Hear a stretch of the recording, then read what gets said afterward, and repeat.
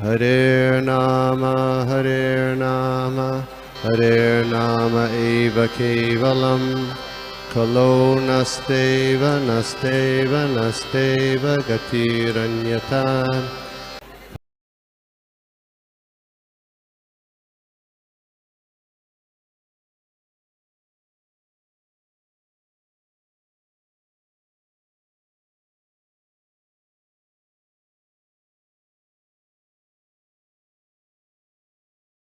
Yeah, Prabhu. Hare Krishna.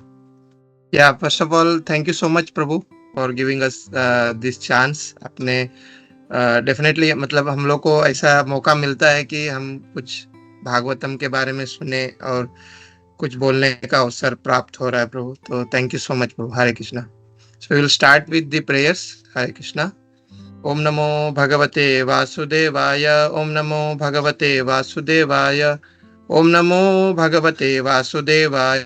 नारायणं नमस्कृत्यं नरं चैव नरोत्तमं देवीं सरस्वतीं व्यासं ततो जयमुदीरयेत्. नष्टप्रायेषु अभद्रेषु नित्यं भागवत सेवया भगवती उत्तम श्लोके भक्तिर्भवति नैष्ठुकी. नमो विष्णुपादाय कृष्णप्रेष्ठाय भूतले श्रीमते भक्तिवेदांत स्वामिनिति नामिने. नमस्ते सारस्वते देवी गौरवाणी प्रचारिणे निर्विशेष शून्यवादी पाश्चात्य देशतारिणे. जय श्री कृष्ण चैतन्य प्रभु नित्यानंद श्री अद्वैत गदाधर श्रीवासादि गौर भक्त वृंद. हरे कृष्णा कृष्ण कृष्ण हरे हरे हरे राम राम राम हरे हरे. हरे कृष्ण महामंत्र की जय. श्रील प्रभुपाद की जय. हरे कृष्णा. हरे कृष्णा. सो आज हम देख रहे हैं तीसरा स्कंद 14 अध्याय और श्लोक क्रमांक 12 और 13 आज हम लोग कवर करेंगे. और इस अध्याय का जो शीर्षक है संध्या समय दिति का गर्भ धारण. तो विल स्टार्ट विद दिस श्लोक.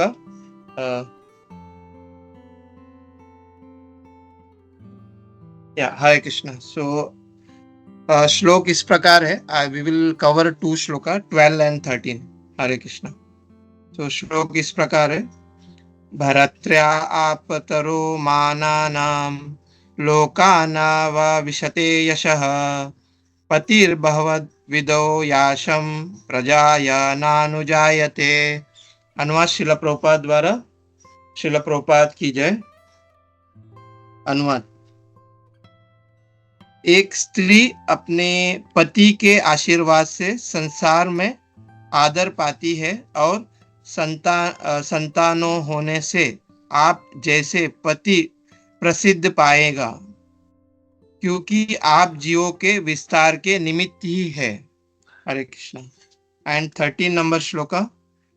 पुरा पितानो भगवान दक्षो दुतिर्वत्सलः कम वर्णिता वरम वत्सा इति अप्रच्छता न प्रतक.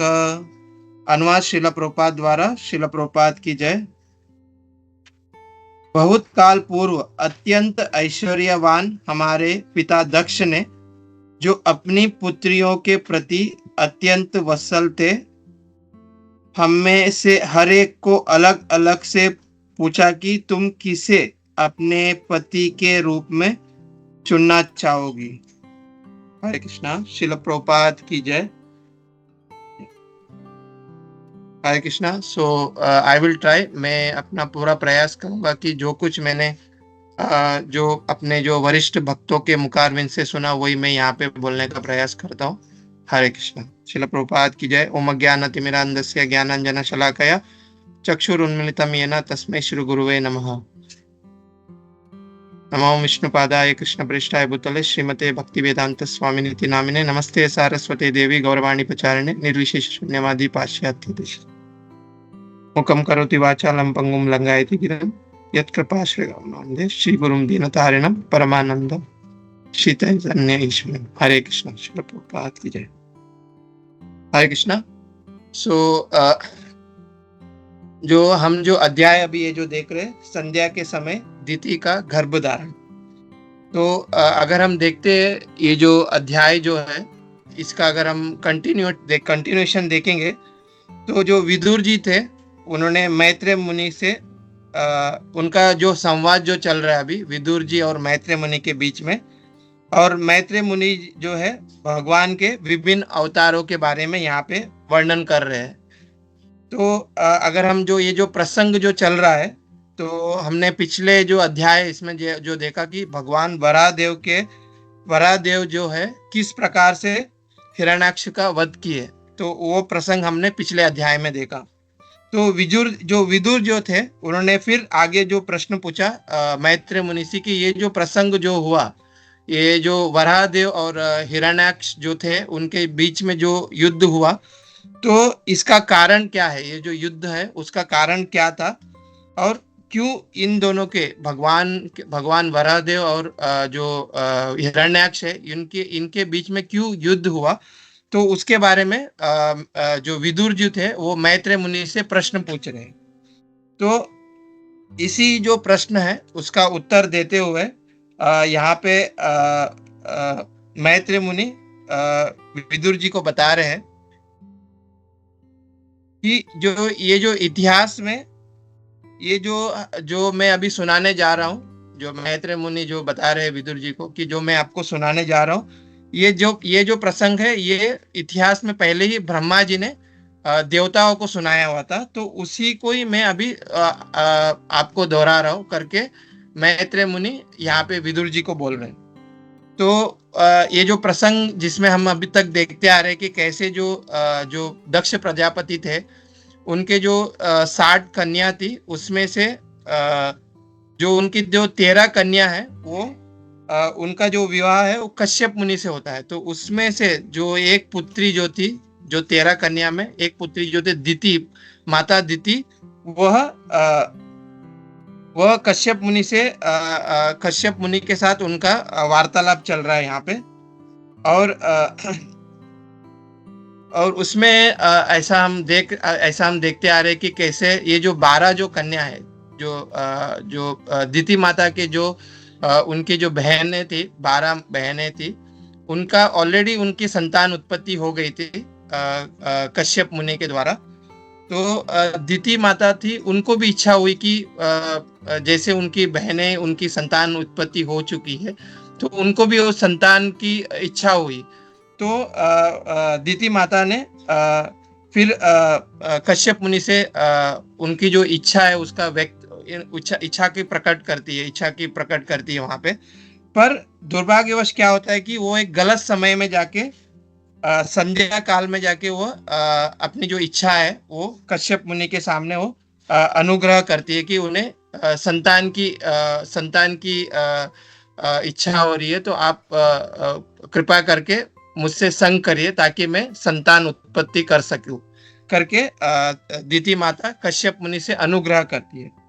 फिर कश्यप मुनि फिर दिति माता को बताते हैं कि ये जो समय है ये उचित समय नहीं है, संध्या काल का जो समय है ये उचित समय नहीं है करके हमने पिछले भी कई श्लोकों में देखा कि क्यों ये संध्या काल का समय ऐसे कार्यों के लिए उचित नहीं है करके हमने ऑलरेडी इसके ऊपर डिस्कस किया हुआ था। तो फिर कश्यप मुनि उनसे बोलते हैं कि जब सही समय आएगा तो हम संतान की उत्पत्ति करेंगे करके वो दिति माता से कहते हैं। फिर भी दिति माता क्या करती है, अपनी अनुग्रह करती रहती है कि मुझे संतान की उत्पत्ति करना है करके वो अनुग्रह करती है। तो उसी के ये जो संदर्भ में ये जो आज का जो 2 श्लोक है उसमें दिति माता आगे बता रही है कश्यप मुनि से कि अगर हम अनुवाद देखेंगे तो उसमें क्या कह रहे दिति माता कि एक जो स्त्री है अपने पति के आशीर्वाद से ही संसार में आदर पाती है। तो यहाँ पे जो दिति माता है वह अपने ये जो अनुग्रह जो कश्यप मुनि से अनुग्रह करती है, जिससे वो जो कश्यप मुनि है वो प्रसन्न हो, अपने जो पति है वो उसको प्रसन्न कर सके, इससे वो अपनी जो इच्छा है वो पूर्ति कर सके, इसके लिए वो अनुग्रह कर रही है। तो यहाँ पे जो दिति माता है एक स्त्री धर्म का यहाँ पे स्त्री धर्म के बारे में वो बता रही है कि कितना इम्पोर्टेंट है कि एक जो स्त्री है वो अपने पति को उनकी जो भी इच्छा है उनको पूर्ति करना चाहिए, ताकि ये एक स्त्री का कर्तव्य है कि यहाँ पे उसी के बारे में बता रही है दीति माता की जो कोई स्त्री अगर अपने पति को खुश करती है तो वह उससे उसको क्या प्राप्त होता है कि यहाँ पे क्या बताया जा रहा है कि उसको एक आदर सम्मान मिलता है उससे। और यहाँ पे ये बता रहे हैं कि यहाँ पे दीति माता बोल रही है कि ना कि ये लोक में उसकी उसकी सदगति भी उसको प्राप्त होती है अगर कोई स्त्री अपने पति को खुश करती है। There are so many ways जिसमें पति की इच्छा को स्त्री अपने पत्नी को पूरा करना चाहिए करके यहाँ पे दीति माता द्वारा वो बता रही है। तो हम देखते हैं कि भागवतम में ऐसे कई उदाहरण है जिसमें एक जो पतिव्रता स्त्री है वो अपने पति को खुश करके भगवान का धाम प्राप्त हो भगवान का धाम वो प्राप्त कर चुकी है। ऐसे बहुत सारे उदाहरण है। तो जिसमें हम देखते हैं कि एक उदाहरण जो है वो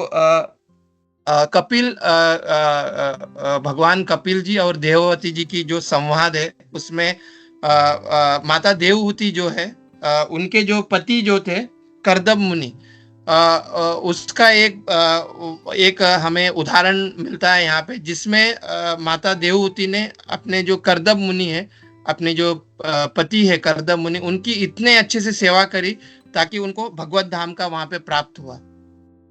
तो भागवतम में ये एक वर्णन आता है कि ये जो कर्दम मुनि है ये जो माता देवहूति है उनके जो पिता है मनु महाराज और उनकी जो माता है सत्सरो इन्होंने क्या किया है कि अपने जो पुत्री है देवहूति उनको कर्दम मुनि को उन्होंने सौंप दिया। और जब देवहूति की जब उनकी शादी हुआ कर्दम मुनि से तो उन्होंने पूरी तरह से कर्दम मुनि का हालांकि कर्दम मुनि इतने बड़े ऋषि थे और वो बहुत एक छोटी सी कुटिया में रहते थे पर उन्होंने इतना अच्छे से उनका सेवा किया माता देवहूति ने कर्दम मुनि का। और उसमें भी ऐसा है कि जब जो कर्दम मुनि है वो सिर्फ संकल्प मात्र से अगर वो कुछ सोच लेते थे कि भाई मेरी ये ऐसी इच्छा पूर्ति होना चाहिए करके तो तुरंत उसको माता देवहूति उनकी जो इच्छा को पूर्ति करती थी। सिर्फ वो सोचते थे सिर्फ कर्दम मुनि और देवहूति माता उनका इच्छा को पूर्ति करते थे। तो इस तरह से देवहूति माता इतने बड़े भगवान के भक्त बने क्योंकि उन्होंने अपना जो पतिव्रता जो अपने जो पति की जो जितनी भी इच्छा थी उन्होंने पूर्ति किया। तो यहाँ पे उसी तरह से दीति माता भी वो चाहती कि वो अपने पति की इच्छा को पूर्ति करे स्त्री जो धर्म है उसका वो पालन कर सके करके वो जो एग्जाम्पल है यहाँ पे सेट करते हैं। इसी तरह हम देखते हैं कि इवन रामायण में भी हम देखते हैं कि जो पार्वती माता है हम देखते हैं कि जो पार्वती माता है वो कितने बड़े जो पृथ्वी जो पर्वत के जो राजा थे उनकी जो पुत्री थी कितने वो धनवान थे। पर जब उनकी जो विवाह जब भगवान शिव जी से हुआ और शिव जी कहाँ पे रहते थे ऐसे कैलाश पर्वत में रहते थे जहाँ पे उनकी कोई रहने की व्यवस्था नहीं थी ऐसे कुटिया ऐसा जगह पे रहते थे। फिर भी माता पार्वती जी ने इतने अच्छे से अपने जो पति शिव जी का उन्होंने इतने अच्छे से ख्याल रखा और इतने अच्छे से उनकी सेवा की। तो इससे हमको पता चलता है कि ये जो यहाँ पे जो एग्जाम्पल जहाँ पे सेट कर रहे हैं कि ये जो स्त्री धर्म है कि वो हमेशा अपने जो पति जो है उनको हमेशा वो प्रसन्न करने की कोशिश करे ताकि वह इससे यहाँ पे इस अनुवाद में बताया जा रहा है कि इससे उनको परगति की भी वो प्राप्त कर सकते हैं। जो पतिव्रता स्त्री है वो परगति की गति भी प्राप्त कर सकते करके यहाँ पे वो एग्जाम्पल यहाँ पे सेट कर रहे। तो प्रभुपाद जी अपने तात्पर्य में बहुत अच्छे से उदाहरण देते हैं कि एक जो माता पिता है उनका क्या रिस्पॉन्सिबिलिटी है और क्या रोल होना चाहिए करके प्रभुपाद जी अपने तात्पर्य में हमें समझाते हैं। तो यहाँ पे एक टॉपिक हम इसके बारे में देखते हैं कि ये जो माता पिता है वो हमारे लाइफ में कितना इम्पोर्टेंट है कि नॉर्मली हम जब हम नॉर्मल जो डिवोटीज नहीं है, अगर हम देखते हैं कि आज के लाइफ में माता पिता को कितने मतलब आज के हम देखते कि ना कोई रेस्पेक्ट नहीं होता है, फिर माता पिता को दुख देते हैं नॉर्मली जो बच्चे हैं। और आज भी हम देखते कि कितने ऐसे वयोवृद्ध जो आश्रम है वो कितने जगह खुल गया है कि भाई जब माता पिता जब बूढ़े हो जाते हैं तो उनको उस आश्रम में भेजा जाता है ताकि बच्चे अपना सेपरेट लाइफ जी सके और अपना जो करियर आगे बना सके, अपने अपने अपने अपना जो एक अलग से एक लाइफ है उसको जी सके। तो ये हम नॉर्मली देखते हैं नॉर्मल लाइफ में भी कि कितना मतलब घर में इतने प्रॉब्लम्स चलते हैं, माता पिता को कोई रेस्पेक्ट नहीं करते, और ऐसे न्यूज़ में भी हम बहुत देखते हैं। इवन जब हम भक्ति में भी आते हैं तो भी हम देखते कि बहुत सारे घर पे एक प्रॉब्लम नॉर्मली फेस करते हैं कि भाई एक उनकी जो संतान है वो भक्त रहते हैं, माता पिता भक्त नहीं रहते, तो फिर वही एक मतलब झगड़ा विवाद चालू होता है और मतलब भाई आप तो भक्त नहीं हो। तो फिर वहां पे भी बहुत सारे मतलब एक वार्तालाप, एक झगड़ा जैसा घर में ऐसा एक माहौल बन जाता है कि भाई माता पिता डिवोटी नहीं है, हम कैसे भक्ति आगे कर सके, हमें सपोर्ट नहीं मिलता है। तो रिसेंटली मैं एक लेक्चर सुन रहा था जिसमें बता रहे थे कि यदि माता पिता भक्त हो या ना हो, वो जप करे ना करे, हमारा प्रयास ये होना चाहिए कि हम हमें उन्हें ये ना के ना प्रकार हम उनको बोले, बट कभी भी हमें उन्हें दुर्व्यवहार नहीं करना चाहिए, कभी भी हमको उनके साथ कोई गलत व्यवहार नहीं करना चाहिए। इट्स वेरी इंपॉर्टेंट कि हम जब भक्ति में आते हैं तो हम ये फेस करते हैं, नॉर्मली हर एक घर पे होता है कि भाई माता पिता भक्त नहीं है तो हम कैसे क्या करें उनके साथ, मतलब ना। तो इट्स वेरी इंपॉर्टेंट कि हमें इवन दो हम कितने भी बड़े डिवोटी बन जाए और कितने भी बड़े हम बहुत बड़े भक्त बन जाए, फिर भी हमें माता पिता का वो जो कर्तव्य है कि हमें माता पिता को बहुत अच्छे से आदर सम्मान के साथ हमको उनकी देखभाल करना चाहिए, उनके साथ हमको रहना चाहिए। It's very important. तो रिसेंटली मैं एक लेक्चर सुन रहा था जिसमें बता रहे थे कि अगर कोई व्यक्ति अपने माता पिता का अगर दुर्व्यवहार करते हैं, अगर अपने गुरु का दुर्व्यवहार करते हैं, और अगर कोई व्यक्ति अपने ब्राह्मणों का द्रोह करते हैं, तो उन्हें एज अ शास्त्र में कहते हैं कि उन्हें ताम्र में एक नरक है, वहां पे उनको भेजा जाता है, जहाँ पे ये ऐसा एक नरक है जहाँ पे पूरा जो नरक है वो तांबा से बना हुआ है, जिसमें ऊपर से सूर्य का प्रभाव रहता है और नीचे से गर्मी। तो जो भी कोई व्यक्ति अपने माता पिता का दुर्व्यवहार करता है, स्पेशली माता पिता का दुर्व्यवहार करता है, तो उन्हें ऐसे नरक में भेजा जाता है जहाँ पे उन्हें ऐसा वेतना दिया जाता है कि वो हर समय वहाँ पे वो कष्ट में रहे, हर समय उनको ऐसा वेतना दिया जाता है जहाँ पे पूरी तरह से गर्मी हो, वो बैठे तो भी नीचे से भी गर्मी और ऊपर से भी गर्मी, तो ऐसे नरक में भेजा जाता है। तो शास्त्र में कहते हैं कि हमेशा हमें हम कितने भी बड़े भक्त बन जाए पर फिर भी हमें अपने माता पिता का हमेशा उनके साथ दुर्व्यवहार नहीं करना चाहिए, उनका हमेशा हमें ख्याल रखना चाहिए। और शास्त्र में हमें ऐसे बहुत सारे उदाहरण मिलते हैं, जैसे कि भीष्म पितामह जी, उन्होंने अपने जो पिता है शांतनु महाराज, उनका कितना अच्छे से ख्याल रखा कि कहते हैं कि उन्होंने इतना अच्छे से अपने पिता का ख्याल रखा, उन्होंने सेवा की। उनको क्या है कि वो जो मृत्यु की उनको ऐसा वरदान प्राप्त हुआ कि अपने पिता से उनको ऐसा वरदान प्राप्त हुआ कि वो कभी भी उनका जब इच्छा हो तभी वो उनकी मृत्यु हो जाएगी, ऐसा वरदान उनको प्राप्त हुआ। तो हम देखते हैं कि ऐसे शास्त्र में हम देखते हैं कि भले शांतनु महाराज कोई बहुत बड़े भक्त नहीं थे, फिर भी हम देखते कि भीष्म पितामह जी ने कितने अच्छे से उनका ख्याल रखा।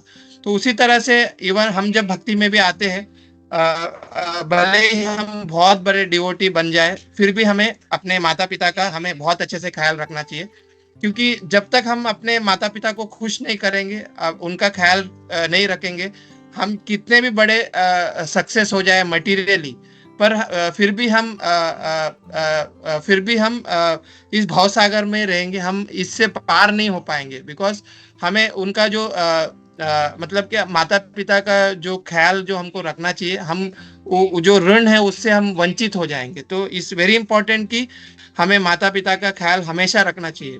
भले ही हम उनको कुछ हम कुछ उनको भक्ति के बारे में हम उनको समझाए, पर फिर भी अगर हमें उनका हमेशा हमेशा जब तक वो है इस धरातल पर, हमें उनका ख्याल रखना चाहिए। और कहते हैं कि कैसे हम माता पिता का सेवा कर सकते हैं। प्रभुपाद जी बोलते हैं कि कृष्ण भक्त बड़ो चतुर, ऐसा हमें हमेशा बताया जाता है। तो कैसे हम माता पिता का ख्याल रख सकते हैं कि अगर हम बहुत अच्छे भक्त बन गए, जैसे कि हम देखते हैं कि प्रहलाद महाराज जी जब जब नरसिंह भगवान का अवतार हुआ, वहां पे प्रकट हुए, तो जब उन्होंने प्रहलाद महाराज को कहा कि आप बताइए कि आपका क्या इच्छा है, तो वो बोलते कि अपने जो मेरे जो पिता है, भले ही उन्होंने मुझे मारने का प्रयत्न किया, फिर भी मैं चाहता हूँ कि आप उन्हें बख्श दे, आप उन्हें एक अच्छा मतलब आप उनको छोड़ दे करके प्रहलाद महाराज जी बोलते हैं। तो इस तरह से हम अपने माता पिता का सेवा कर सकते हैं। तो एक समय की बात थी, जब प्रभुपाद जी के समय में उनके एक शिष्य थे, उनका नाम था कार्तिकेय दास। तो वो हमेशा मतलब वो प्रभुपाद जी से हमेशा वो बोलते थे कि जो मेरे उनकी मम्मी थी कार्तिकेय दास की, उनके पिता नहीं थे, उनकी माता थी। तो वो हमेशा अपने प्रभुपाद जी से बोलते थे कि जो मेरी मम्मी है वो हमेशा मुझे रोकती है भक्ति करने में, और वो बोलते हैं कि क्या आप इतने उम्र में, इतने छोटे उम्र में भक्ति कर रहे हो, तो ऐसा मुझे हमेशा टोकती रहती है, तो मैं क्या करूं, ऐसा प्रभुपाद जी से वो भक्त पूछता है। तो प्रभुपाद जी बोलते हैं कि आप भले ही वो कितने भी टोके, कितने भी वो करे, फिर भी आपको उनकी सेवा करनी चाहिए। और जैसे जैसे आप भक्ति में प्रगति होंगे, ऑटोमेटिकली वो उसका जो आपका जो फल है उसको उनको भी मिलेगा। तो जब उनकी जो मम्मी का जब आखिरी समय था, उनको कैंसर हो गया था। तो वो कैंसर उनको मतलब बहुत समय से, मतलब वो कैंसर से जूझती रही। और जब आखिरी समय आया तो उन्होंने अपने जो बेटा है कार्तिकेय दास, उनको बोला कि क्या तुम्हारा कृष्ण, मैं अभी मरने की स्थिति में, क्या तुम्हारा कृष्ण कहाँ पे गया, तुम्हारा कृष्ण कहाँ पे मुझे बचा रहे करके बोल के वो अपना देह त्याग दिया। तो प्रभुपाद जी बोलते देखो, आखिर में भले उन्होंने पूरा समय उन्होंने भक्ति नहीं किया, बट आखिर में उन्होंने सिर्फ भगवान कृष्ण का नाम लिया उस समय। भले ही उन्होंने भगवान कृष्ण को एना केना प्रकार ना उस अलग भाव से भी नाम लिया, फिर भी उनके जो मुखारविंद से उनका नाम आया भगवान कृष्ण का, तो वो भगवत धाम शुक्ली प्राप्त हुए। तो ऐसे प्रभुपाद जी ने उनके जो कार्तिकेय दास है, उनके जो भक्त, उनके जो शिष्य थे, उनको उत्तर दिया। तो हम देखते कि यहाँ पे जो टॉपिक निकला है कि एक तो टॉपिक ये बोला है कि माता पिता हमारे लिए कितना इम्पोर्टेंट है। तो वो प्रभुपाद जी अपने तात्पर्य में एक वो टॉपिक बताते कि माता पिता का। दूसरा प्रभुपाद जी अपने तात्पर्य में बता रहे ऋषभ देव के बारे में बताते हैं कि जब ऋषभ देव जी जब अपने जो पुत्र को जो शिक्षा प्रदान करते हैं, तो प्रभुपाद जी यहाँ पे जो फिफ्थ कैंटो का जो 18वां जो श्लोक है, फिफ्थ चैप्टर का, उसका यहाँ पे वो श्लोक यहाँ पे कोट करते हैं। प्रभुपाद जी यहाँ पे क्या बोलते हैं, गुरु न सस्यात्, स्वजनो न सस्यात्, पिता न सस्यात्, जननी न सस्यात्, दैवम न तत् स्यान्, न पतिश्च स्यान्, न मोक्षयेत् यः समुपैत्य मृत्युम। तो यहाँ पे बता रहे हैं कि एक जो माता पिता का क्या रिस्पॉन्सिबिलिटी होना चाहिए करके यहाँ पे प्रभुपाद जी हमको समझाते हैं। बिकॉज वी नो कि हम जो लाइफ जी रहे हैं, तो एक जो माता पिता का अपने बच्चों के प्रति क्या रिस्पॉन्सिबिलिटी होना चाहिए। तो प्रभुपाद जी यहाँ पे एक श्लोक कोट करते हैं जो भगवान ऋषभ देव जी है, उनके द्वारा ये श्लोक का उच्चारण हुआ। उसमें बताते हैं कि अगर कोई गुरु मतलब न सस्यात, मतलब गुरु का जो पद है किसको स्वीकार करना चाहिए, और स्वजन जो हमारे जो स्वजन जो है वो जो पद किसको स्वीकार करना चाहिए, जो जननी जो पिता है वो किसे कहते हैं, कौन ये पद को स्वीकार करना चाहिए। अगर कोई व्यक्ति अपने जो मतलब इस भवसागर, इस जन्म मृत्यु के चक्कर से उस व्यक्ति जो उनके ऊपर डिपेंड है, उस व्यक्ति को पार नहीं कर सकता है, तब तक वो उस पद को स्वीकार नहीं करना चाहिए। चाहे वो गुरु हो, चाहे वो स्वजन हो, चाहे वो माता हो, चाहे वो पिता हो, चाहे वो देव हो, देवतागण हो। अगर उनके जो डिपेंडेंट है, जैसे कि एक गुरु है, उसका डिपेंडेंट कौन है? एक शिष्य उनका डिपेंडेंट है। मतलब वो जो शिष्य है अपने जो गुरु है उसके मार्गदर्शक पर वो चलता है। तो उसी तरह से एक जो बच्चे है, जो पुत्र है या पुत्रिया, उनका जो वो किसके ऊपर डिपेंड है? वो अपने माता पिता के ऊपर डिपेंड है। तो और जो देवतागण है, जो हम जब देवी देवता का पूजा करते हैं, तो हम भी जो है, जो जो जन सामान्य जो जन है, वो देवी देवता के ऊपर डिपेंड है। तो जब तक जो ये जो पद है, ये तब तक स्वीकार नहीं करना चाहिए, तब तक वो जो व्यक्ति को, जो उनके ऊपर डिपेंड है, उनको इस भवसागर से वो पार नहीं कर सकते। तो हिज होलीनेस भक्ति चारू स्वामी महाराज एक अच्छा सा यहाँ पे कोट करते हैं। बोलते हैं कि हमारा जो माता पिता का एक कर्तव्य होता है कि there are so many things, कि एक मतलब माता पिता ये सोचते हैं कि भाई मेरे जो बच्चे हैं उनको मैं कुछ ना किसी कार्य में इन्वॉल्व करूं, और मैं उनके साथ में हमेशा मतलब संग देते रहूं या एसोसिएशन करते रहूं। ये एक माता पिता का एक इच्छा रहता है कि भाई मैं हमेशा उनके साथ रहूं, कुछ ना कुछ कार्यों में उनको इन्वॉल्व करूं। बट यहाँ पे हिज होलीनेस भक्ति चारू स्वामी महाराज बता रहे कि एक्चुअल में जो माता पिता है, वो अपने बच्चों को सिर्फ और सिर्फ जो डिवोशनल लाइफ है उसमें उसको ज्यादा इन्वॉल्वमेंट करना चाहिए। क्योंकि जैसे कि एक गुरु है, उनका रोल क्या रहता है कि वो अपने जो जीव है, उनको भगवत धाम की ओर लेके जाने का वो उनकी रिस्पॉन्सिबिलिटी है। उसी तरह से एक माता पिता है, उनका ये रिस्पॉन्सिबिलिटी होना चाहिए कि भले ही वो जो भौतिक चीजों में भले ही वो कितने भी इन्वॉल्वमेंट रखे अपने बच्चों को, पर द मेन इम्पोर्टेंट है कि वो साथ ही साथ अपने बच्चों को डिवोशनल लाइफ में भी आगे लेके चले करके हिज होलीनेस भक्ति चारू स्वामी महाराज बताते। तो ये एक बहुत बड़ा रिस्पॉन्सिबिलिटी है माता पिता का, कि एक्चुअल में जो अपने बच्चे हैं, अपने जो संतान है, उनको किस वे में, मतलब उनको किस कार्यों में एग्जैक्टली उनको लगाना चाहिए, वो माता पिता के ऊपर ही डिपेंड है। क्योंकि बच्चे जो है उनके ऊपर ही डिपेंड है। जैसे माता पिता बोलेंगे, जैसे माता पिता समझाएंगे, वो वैसे उस कार्य में आगे बढ़ते रहेंगे बच्चे। तो ये माता पिता का ही रोल है। तो हिज होलीनेस भक्ति चारू स्वामी महाराज बताते हैं कि जब तक जो माता पिता है वो भक्ति में नहीं रहेंगे, वो कभी अपने बच्चों को कभी डिवोशनल लाइफ सिखाएंगे नहीं। तो उसके लिए द फर्स्ट थिंग ये है कि पहले माता पिता भक्त बने और वो अपने साधना को अच्छे से निभाए, अपने भक्ति में अच्छे से अग्रसर हो, तब जाके वो अपने बच्चे को अच्छे से सिखा सकते हैं, अपने बच्चे को एक सही पथ पर वो लेके जा सकते हैं। अदरवाइज अगर माता पिता ही भक्त नहीं है या वो ही डिवोटी नहीं, तो how he can train his children, वो कैसे अपने बच्चों को ट्रेन कर सकते हैं। तो इसके लिए हिज होलीनेस भक्ति चारू स्वामी महाराज बोलते हैं कि द फर्स्ट थिंग ये है कि जो माता पिता है वो भक्ति में अग्रसर हो, ताकि वो अपने बच्चे को भी अच्छे से वो उस भक्ति में वो आगे अग्रसर कर सके करके हिज होलीनेस भक्ति चारू स्वामी महाराज बता रहे।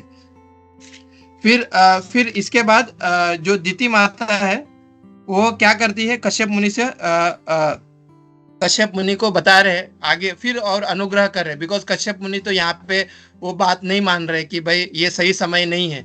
फिर वह जो दिति माता है वो और अनुग्रह करती है कि कैसे जो मेरे पिता जो है, जो दक्ष प्रजापति, जो मेरे पिता है, वो कैसे जो हमारी जो 13 जो कन्या है, हमारी जो 13 बहनें जो है, उनका जो विवाह है वो आपसे किया करके दिति माता कश्यप मुनि से यहाँ पे बता रहे। तो यहाँ पे दिति माता ये बताती कि ये जो हमारे जो पिता है, उनका जो वात्सल्य, जो प्रेम है, उसके वजह से वो आपको मतलब उनके जो वात्सल्य प्रेम की वजह से वो उन्होंने हम जितने जो 13 जो कन्या है वो आपसे उन्होंने विवाह करा करके दिति माता कश्यप मुनि से बता रहे।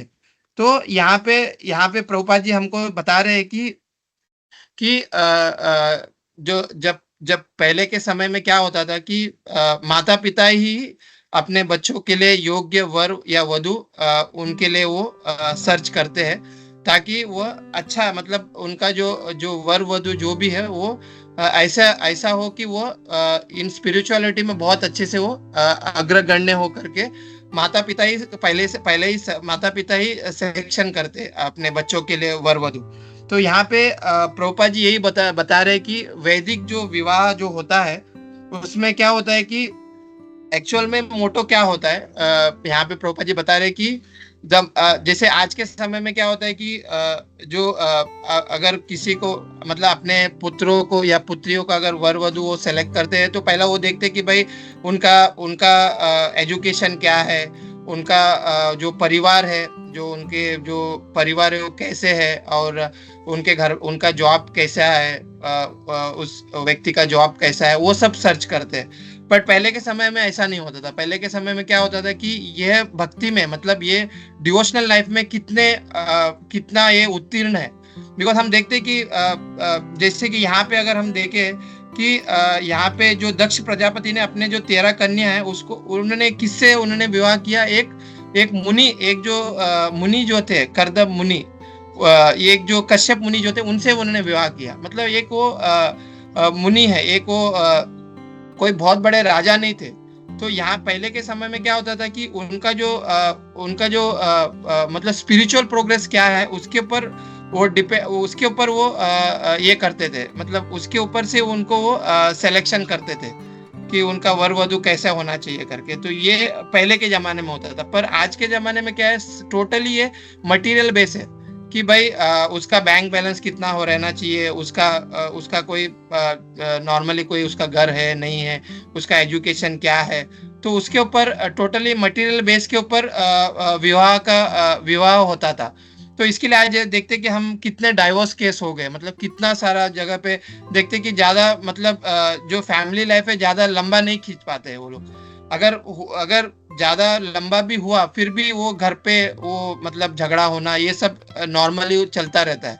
बिकॉज पूरा ये टोटली क्या है, मटेरियल बेस के ऊपर उनका विवाह जो है वो संपन्न हुआ रहता है। पर अगर हम देखें कि पहले के जमाने में पूरा स्पिरिचुअलिटी होता था। तो प्रोपा जी यहाँ पे बता रहे हैं कि एक तो है एज पर शास्त्र कहते हैं कि जो वर वधु चुनने का मेन हक है वो माता पिता के ऊपर ही रहता है कि वो अपने पुत्र पुत्रियों का वर वधु चुन सके।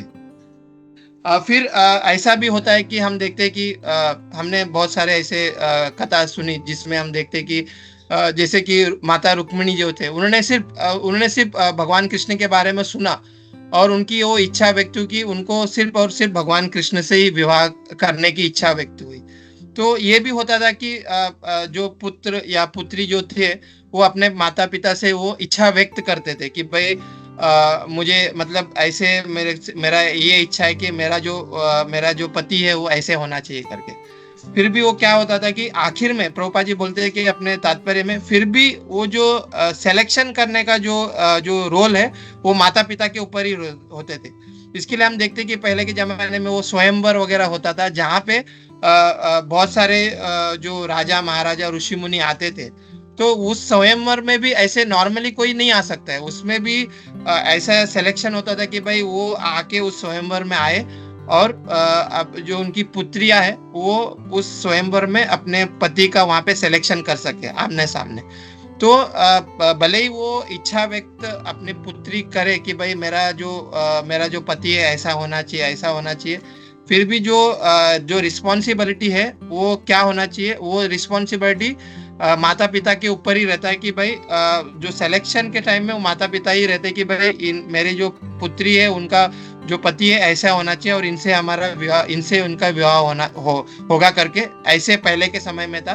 तो इसके लिए हम देखते हैं कि आज के समय में भी हम देख रहे हैं कि देयर आर मतलब अभी तो जो लड़का लड़की है वो पहले से सेलेक्ट कर लेते हैं, उसके बाद माता पिता से बोलते हैं, फिर भी आखिर में वो जो ट्रेंड है अभी भी वो चलता आ रहा है कि जो आखिर में माता पिता ही का ही मेन ये रहता है कि भाई माता पिता जो बोलते हैं उनका ही वो सुन के आगे अपने जो गृहस्थ लाइफ में वो आगे बढ़ते हैं। तो प्रभुपाद जी यही अपने तात्पर्य में बताते हैं कि भले ही हमारी इच्छा जो भी हो, कि भाई मुझे मेरा जो पति ऐसी होना चाहिए, पति ऐसा होना चाहिए, या मेरी जो पत्नी है ऐसा होना चाहिए, फिर भी हमें आखिर में एज पर प्रभुपाद जी हमको ये बताया जा रहा है कि हमारे जो भी है हमें अपने जो माता पिता है उनसे ही हमें जो भी है वार्तालाप करना चाहिए इसके बारे में, ताकि वो उनको पता है कि भाई हमारे लिए हमारा क्या अच्छा हुआ है, क्या अच्छा है और क्या बुरा है उनको पता है। So we have to discuss with our parents, so वो एक सही हमारे जो जीवन साथी वो चुन सके, तो वो प्रभुपाद जी यहाँ पे समझाते हैं। तो मैं यही बोल के अपनी वाणी को यहाँ पे विराम देता हूँ। आई प्रिपेयर्ड दिस मच ओनली, मैं इतना ही प्रिपेयर कर सका। तो हमारे जो स्पीकर्स है, मैं चाहता हूँ कि वो भी इस जो श्लोका है इसके ऊपर वो कुछ बोले। तो मैं यहीं पे अपने वाणी को विराम देता हूँ। हरे कृष्णा। श्रील प्रभुपाद की जय। गुरु महाराज की जय। हरे कृष्णा।